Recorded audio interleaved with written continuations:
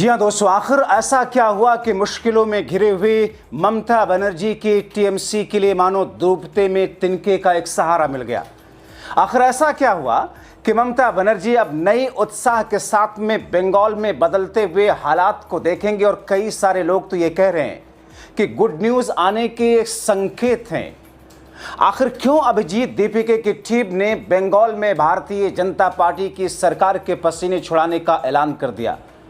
आखिर क्यों अभिजीत दीपिके की टीम पूरे बंगाल के सभी कॉकरोचों को इकट्ठा करके सरकार को बैकफुट पर ढकेलने, उसके हिंदू मुस्लिम की विभाजनकारी राजनीति को चकनाचूर करने और देश के अंदर या बंगाल के अंदर शिक्षा व्यवस्था और छात्रों से जुड़े हुए मुद्दों पर सरकार को बैकफुट पर ढकेलने और राज्य में हिंदू मुस्लिम कर रही भारतीय जनता पार्टी की सरकार को लेकर के अब आंखों में आंखें डाल करके हिसाब लेने का ऐलान कर दिया है। तो आखिर अभिजीत दीपिके की टीम और वहां पर कांग्रेस और टीएमसी की टीम, उनके जिनजी, उनके छात्र, उनके युवा नेता मिलकर के ऐसा क्या करने जा रहे हैं, विस्तार से दोस्तों आपको सब कुछ बताते हैं। अगले चंद मिनट मेरे साथ में जरूर रहें, क्योंकि ये खबर बंगाल के लिए बहुत ही महत्वपूर्ण है, जिसका प्रभाव देश की राजनीति पर पड़ेगा। दोस्तों, मुझे इस शो के शुरुआत में एक शायर याद आ रहे हैं, जिनके दो लाइनें थी कि ताकत का नशा अक्ल पर हावी है तुम्हारे, जो तुम देख न पाओगे वो हम देख रहे हैं। दोस्तों, पेपर लीक करवाकर युवाओं की आंखों से नौकरी के सपने इस सरकार ने छीन लिए, अग्निवीर लाकर देश के जवानों की उम्मीदें छीन ली, बुलडोजर लगाकर लोगों की आशाएं छीन लिए, महंगाई लाकर जनता के थाली से निवाले छीन लिए।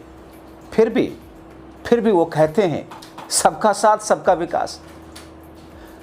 और इसीलिए उन्होंने लिखा था चंद लाइनें कि वो अपना हक समझते हैं निवाला छीन लेने को, डकैती को भी बहुत से लोग मजबूरी समझते हैं। मगर दोस्तों, अब और नहीं, अब देश की जिंदगी ही हर जुल्म के खिलाफ खड़ी हो रही है जो देश में इस सरकार ने किए। मगर इस तौर पर बंगाल में जेनजी ने, अभिजीत टीम ने जिस तरीके का ऐलान किया और जिस तरीके से टीमें पहुंच रही हैं, वहां के छात्र, वहां के जेनजी जिस तरीके से खड़े हो रहे हैं और वहां पर ममता बनर्जी के बचे खुचे सांसद और विधायक, उनके साथ में छात्र छात्राओं की जो टीमें वहां पर लग रही हैं, वो बंगाल से लेकर के देश की राजनीति को एक अलग दशा और दिशा देने के संकेत हैं। शुभेंदु शाह के हर चाल को धराशायी करने, छात्रों के साथ जुल्म का हिसाब लेने, और ऐसे में ममता टीम भी इस अभिजीत टीम के साथ मिलकर अब अन्याय का हिसाब कराने जा रही। दोस्तों, अभिजीत दीपिके की टीम ने ऐलान कर दिया बंगाल के लिए और सिर पर मानो कफन बांध लिया हो, क्योंकि दोस्तों अब छात्रों और जेनजी को भी उस हिंदू मुस्लिम की खाई में बांटा जा रहा है। जो छलावा जंतर मंतर पर नहीं चला था, उसे बंगाल में किया जा रहा है। दोस्तों, जंतर मंतर पर प्रदर्शन करने वाले अब्दुल के खिलाफ बंगाल में भाजपाई और उनकी पुलिस जुल्म का पहाड़ तोड़ रही है। और तभी दोस्तों अभिजीत दीपिके और उनकी टीम ने ऐलान कर दिया था कि वेस्ट बंगाल में अब्दुल के लिए अभिजीत दीपिके टीम के प्रवक्ता ने क्या ऐलान किया था कि भाजपा के गुंडे बंगाल में गुंडागर्दी मचाएं, मगर हम उनकी गुंडागर्दी को तोड़ कर रहेंगे। हम बंगाल के सभी कॉकरोचों से इकट्ठा होने का और अब्दुल के परिवार को न्याय दिलाने और सरकारी स्कूल को ठीक करने के लिए सरकार की अकड़ निकालेंगे। ये दरअसल वहां पर छात्रों, जेनजी के खड़े होने से पहले का ऐलान था। हमने क्या लड़ाई लड़ी? स्कूल ठीक करने की लड़ाई लड़ी। हम चाहते थे कि इस देश के सभी स्कूल ठीक हों। लेकिन भाजपा की तरफ से क्या हुआ? भाजपा की तरफ से गुंडागर्दी की गई, मारपीट की गई। वेस्ट बंगाल के Bankura district Indus police station का रहने वाला अब्दुल, जो जंतर मंतर पर पहले दिन से हमारे साथ मौजूद था, जिसने प्रोटेस्ट में हिस्सा लिया, वो सिर्फ अपने गांव के सरकारी स्कूल ठीक कराना चाहता था। वो गया, लेकिन जैसे ही वो वापस अपने घर आया, भाजपा के गुंडे आए, उसके साथ मारपीट की और बीच बचाव में जब उसके पिताजी वापस बीच में आए तो उनके साथ भी मारपीट की।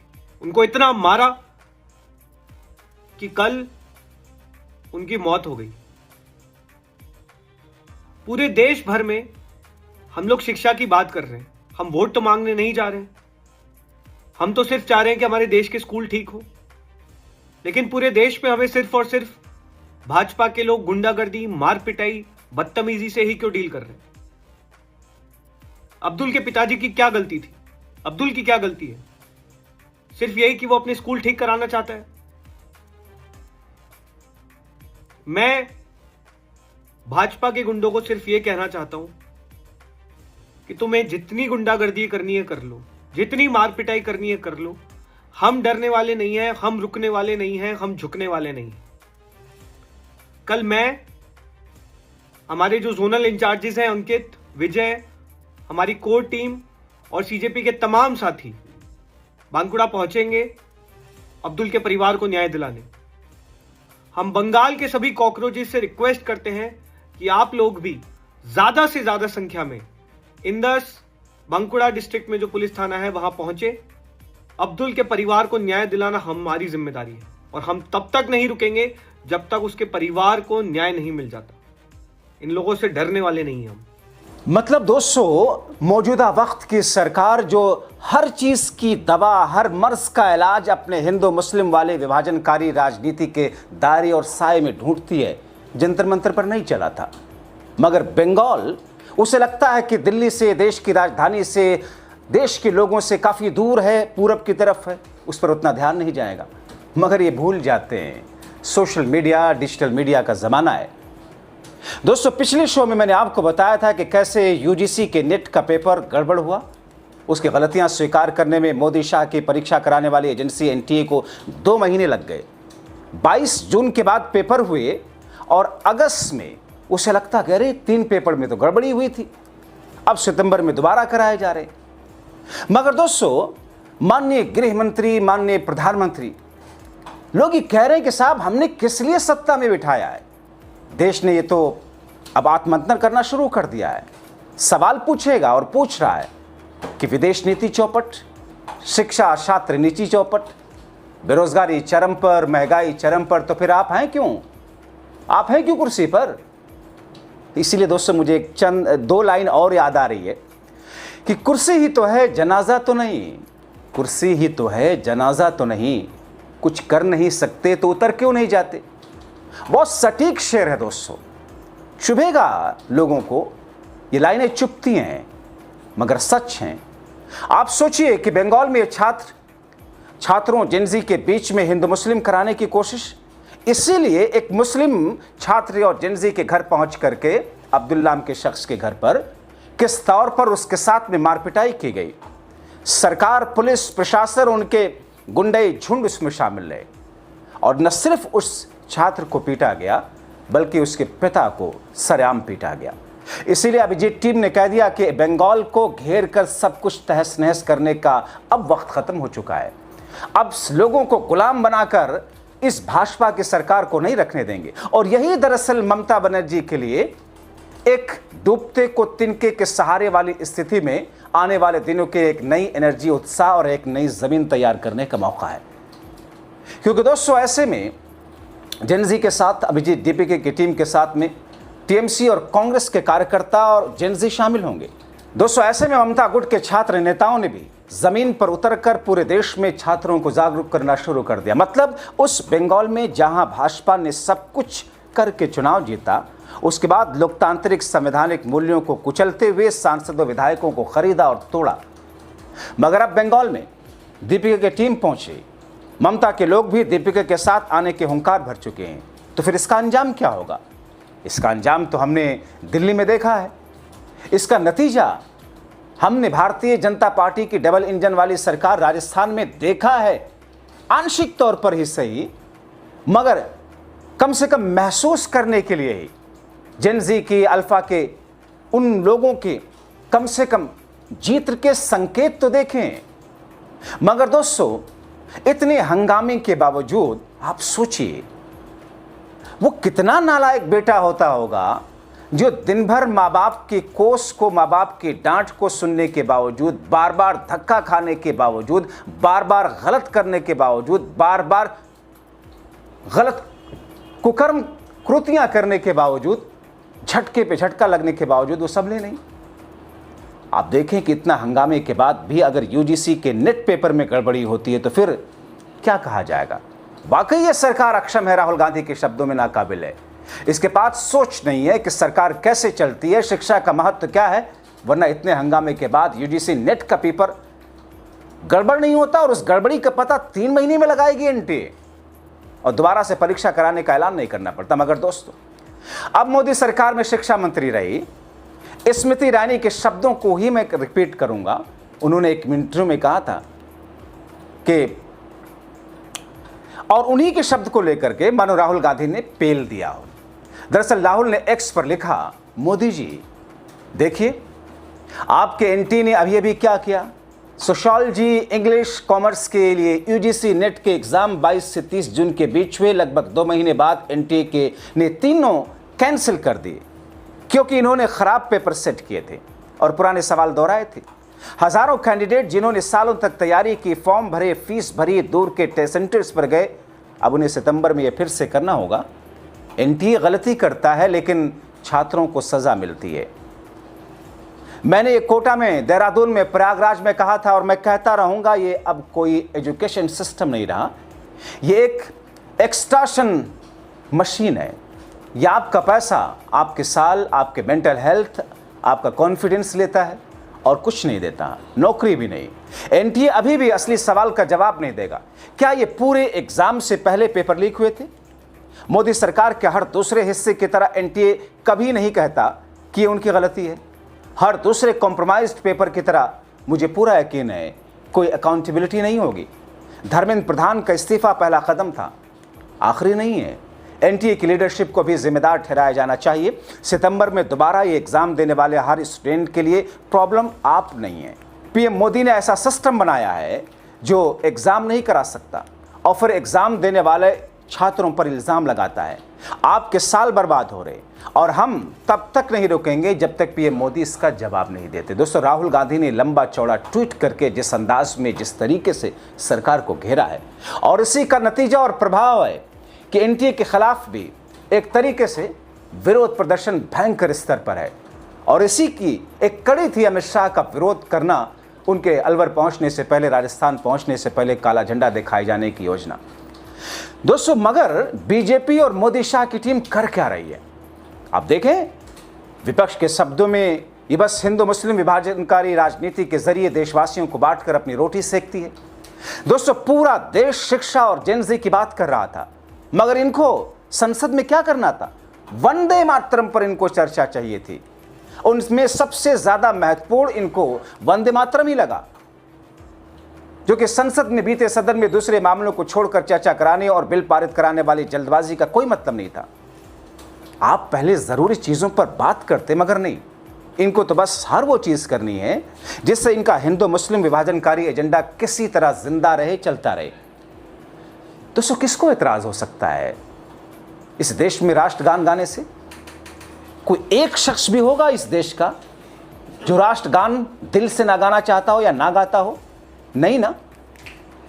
मगर वंदे मातरम को लेकर ऐसा क्या है? किसी समुदाय की धार्मिक मान्यताएं इस वंदे मातरम से आहत क्यों होती हैं? कुछ तो है जिसकी पर्देदारी करते हुए सरकार फायदा उठाती है और उसका फायदा उठाकर इस सरकार ने इस मुद्दे को लाकर मुस्लिमों को विलेन बनाने की कोशिश की है और फिर मुस्लिम हिंदू में दूरी और तनाव का माहौल। अपने ऊपर उठ रहे देश के सही मुद्दों पर उंगलियां और सवाल से ध्यान भटकाने की कोशिश।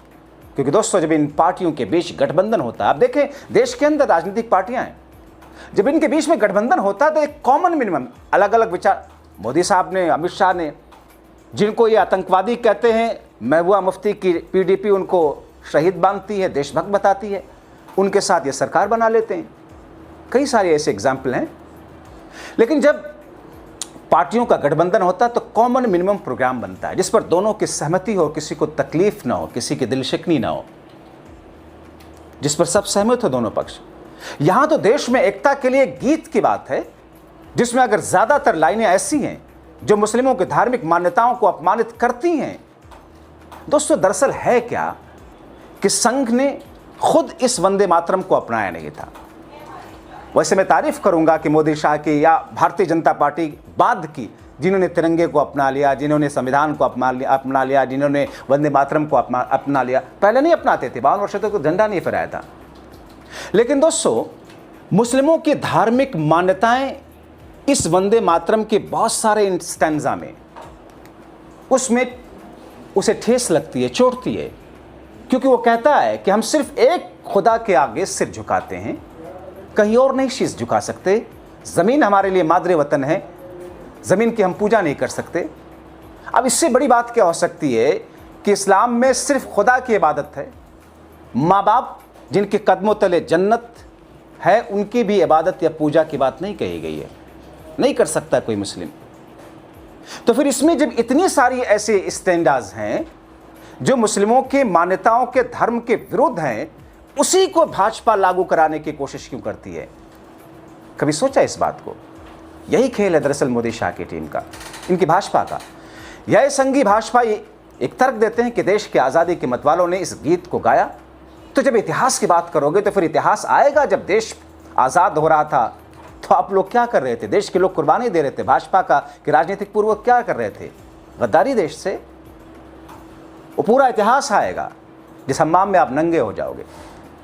मगर दोस्तों, इन तमाम चीज़ों से इधर अब देश के जेनजी और देश के छात्रों ने, अभिजीत दीपिके ने बंगाल के लिए जो प्लान तैयार किया, सरकार की चूलें तो बंगाल से लेकर दिल्ली तक हिलेंगी।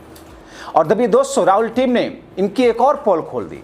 लिखा है एक्सपर्ट सुप्रिया सिनेत ने, बीजेपी से राष्ट्रवाद पर, राष्ट्रीय ध्वज पर, राष्ट्रीय गान पर, राष्ट्रीय गीत पर कोई सर्टिफिकेट किसी को नहीं चाहिए।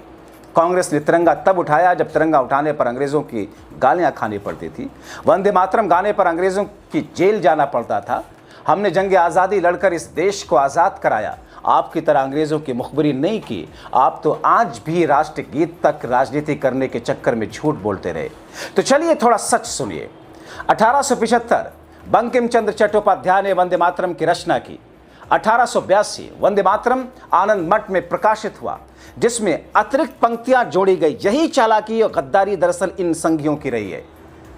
इन हिंदुत्ववादी जो इस किस्म की विचारधारा जिससे आपस में नफरत पैदा हो, यहीं से शुरू हुआ। साल था 1882 जब इस वंदे मातरम के गान में मठ में, आनंद मठ में जो प्रकाशित हुआ, वहां से हिंदुत्ववादी विचारधारा ने देश को तोड़ने के लिए, मुसलमानों को अलग थलग करने के लिए अतिरिक्त पंक्तियां जोड़ी थी। उन्हीं पंक्तियों से एतराज है। 1896 कांग्रेस के कोलकाता अधिवेशन में तत्कालीन अध्यक्ष रहमतुल्लाह यासीन के नेतृत्व में गुरुदेव रविंद्रनाथ टैगोर ने पहली बार वंदे मातरम गाया। 1906 से 1910 ब्रिटिश शासन ने वंदे मातरम को प्रतिबंधित कर दिया। गाने पर गिरफ्तारियां हुई। 1930 सांप्रदायिकता की चिंगारी भड़कने पर गीत विवादित होने लगा। 28 सितंबर 1937 बाबू राजेंद्र प्रसाद ने सरदार पटेल को पत्र लिखकर वंदे मातरम के बारे में कुछ चिंताएं जाहिर की और कहा कांग्रेस वर्किंग कमेटी को इस पर कुछ स्टैंड लेना चाहिए। 16 अक्टूबर 1937 नेताजी सुभाष चंद्र बोस ने गुरुदेव रविंद्रनाथ टैगोर को पत्र लिख करके उनसे सलाह मांगी कि कांग्रेस वर्किंग कमेटी का वंदे मातरम पर क्या स्टैंड होना चाहिए। 19 अक्टूबर 1937 गुरुदेव ने नेताजी सुभाष चंद्र बोस को पत्र लिखकर सलाह दी कि वंदे मातरम के पहले 2 छंद यानी कि स्टैंजा कांग्रेस की वर्किंग कमेटी को अपनाना चाहिए, उसी को मान्यता देनी चाहिए, बाद की लाइनों को नहीं, जिसे हिंदुत्ववादी आनंद मठ ने छापा। 17 अक्टूबर 1937 नेताजी सुभाष चंद्र बोस ने पंडित जवाहरलाल नेहरू को वंदे मातरम के संबंध में पत्र लिखा। 1937 अक्टूबर महीना पंडित नेहरू ने नेताजी के पत्र का जवाब दिया। 26 अक्टूबर 1937 रविंद्रनाथ टैगोर ने पंडित जवाहरलाल नेहरू को जो तत्कालीन कांग्रेस अध्यक्ष थे, वंदे मातरम के संदर्भ में पत्र लिखा। 1937 गुरुदेव रविंद्रनाथ टैगोर की सलाह पर कांग्रेस वर्किंग कमेटी ने, जिसके सदस्य महात्मा गांधी, ध्यान दीजिएगा, महात्मा गांधी, सरदार पटेल, नेताजी सुभाष चंद्र बोस, पंडित जवाहरलाल नेहरू, मौलाना आजाद, गोविंद बल्लभ पंत, आचार्य कृपलानी जैसे लोग थे, जिन्होंने सर्वसम्मति से प्रस्ताव पारित किया और वंदे मातरम के पहले 2 छंद को ही अपनाया, पहले 2 स्टैंजा को ही अपनाया, क्योंकि बाद के स्टैंजा में देवी देवताओं की पूजा अर्चना की बात की गई थी, जिसे मुसलमान कभी स्वीकार नहीं कर सकता। दोस्तों, एक चीज अगर समझ ले लोग और इसका सॉल्यूशन निकालें तो कोई विवाद है ही नहीं। दुनिया का गंदा से गंदा मुसलमान सिर कटा लेगा, खुदा के सामने किसी के सामने झुकेगा नहीं, किसी की पूजा नहीं कर सकता। भारत का नहीं, पूरे विश्व का कोई मुसलमान इससे कॉम्प्रोमाइज नहीं कर सकता। यह जानता है संघ और इसी बात को जानती है भारतीय जनता पार्टी। इसीलिए इस मुद्दे को बार बार ला करके अपने अधकचरे पत्रकारों, अपने गोबर गणेशों को टीवी पैनलिस्ट में बनाकर बिठा करके नफरत की बीज नहीं बोते हैं, बल्कि ये लोग नफरत फैलाते हैं वंदे मातरम के सहारे। और ये आधा सच बताते हैं। जो आधा सच पूरे झूठ से ज्यादा खतरनाक होता है। 1950 भारत की संविधान सभा ने वंदे मातरम को राष्ट्रगीत के रूप में उसी रूप में अपनाया था 1950 में, जिस रूप में 1937 में कांग्रेस वर्किंग कमेटी ने अपनाया था। पहले दो छंद के साथ साथ 14-15 अगस्त 1947 आधी रात को भारत की आज़ादी का उत्सव संसद का विशेष सत्र बुलाकर हुआ। पंडित नेहरू के ट्रस्ट विथ डेस्टिनी भाषण के ठीक पहले सुचिता कृपलानी ने वंदे मातरम गाया। 80 साल से राष्ट्रगीत गाया जा रहा है और उतना ही स्टैंजा गाया जा रहा है जिसमें बाद की वो चीजें नहीं है, हिंदू देवी देवताओं की पूजा अर्चना वाली बात, जिससे मुसलमानों को दिक्कत ना हो। दोस्तों, एक घर में जब आपसी मोहब्बत और जोड़ की बात की जाती है तो विवादित चीजें डाल करके एक दूसरे को दूर नहीं किया जाता है, विवादित चीजों को हटा करके अच्छी चीजों को रखा जाता है। अब भाजपा उन स्टैंडा को ला करके पूरा गाने की बात कर रही है। उसे पता है मुसलमान नहीं गाएगा, किसी कीमत पर नहीं गाएगा, नहीं गा सकता, कोई मुसलमान नहीं गा सकता। यही है दरअसल इनकी बीज। अब दोस्तों, ये क्या कहते हैं कि जो इस गाने को नहीं गाते वो देशद्रोही हैं। बीजेपी वाले कांग्रेस और नेहरू को बदनाम करने के चक्कर में कहते हैं महात्मा गांधी से लेकर पटेल, बोस, आचार्य कृपलानी, वल्लभ गोविंद पंत, सब महानायकों को बदनाम करेंगे ये लोग। क्या गुरुदेव रविन्द्रनाथ टैगोर तुष्टीकरण कर रहे थे? क्या उन्होंने कांग्रेस पार्टी को गलत सलाह दी थी? 1896 से लेकर आज तक कांग्रेस की हर बैठक में वंदे मातरम, राष्ट्रगान, जनगण मन दोनों गाया जाता है। आरएसएस, बीजेपी ने अपनी शाखाओं या कार्यालय में कभी वंदे मातरम या राष्ट्रगान, जनगण मन एक वक्त तक नहीं गाया। आरएसएस के ग्रंथों या साहित्यों में एक बार भी इस गीत का उल्लेख नहीं है। दिखा दे कोई दिखा दे इसको सर्च करके। आरएसएस वाले हमेशा नमस्ते सदा वत्सले जो भी है गाते हैं, जो राष्ट्र का नहीं बल्कि उनके संगठन का महिमा मंडन करने वाला गीत है। बताइए, आरएसएस वालों ने आजादी से पहले कितनी बार वंदे मातरम गाया? आरएसएस ने कितने साल तिरंगे का बहिष्कार किया? किसने फजलुल हक और मुस्लिम लीग के साथ मिलकर के बंगाल और सिंध के साथ भारत छोड़ो आंदोलन के दौरान सरकार चलाई? इन्हीं आरएसएस और संघ के उन दिमागी नक्सलियों ने। कौन अंग्रेजों को चिट्ठी लिखकर भारत छोड़ो आंदोलन को कुचलने की बात करता था? यही श्यामा प्रसाद मुखर्जी। जब देश के महानायक आजादी की जंग लड़ रहे थे तो किसके पूर्वज अंग्रेजों के साथ खड़े थे? वंदे मातरम पर एक सोच गुरुदेव रविन्द्रनाथ टैगोर की है, दूसरी युवाओं पर पायलट गल चलाने वाले मौजूदा वक्त की सरकार की। कितना आसान फैसला है, कौन वंदे मातरम का सम्मान करता है और कौन उस पर ओछी राजनीति करता है। दोस्तों, ये लंबी चौड़ी पोस्ट दरअसल इस पूरे विवाद का सलूशन देती है। जागरूक रहिए, खा जाएंगे आपकी जनरेशन को वरना ये लोग।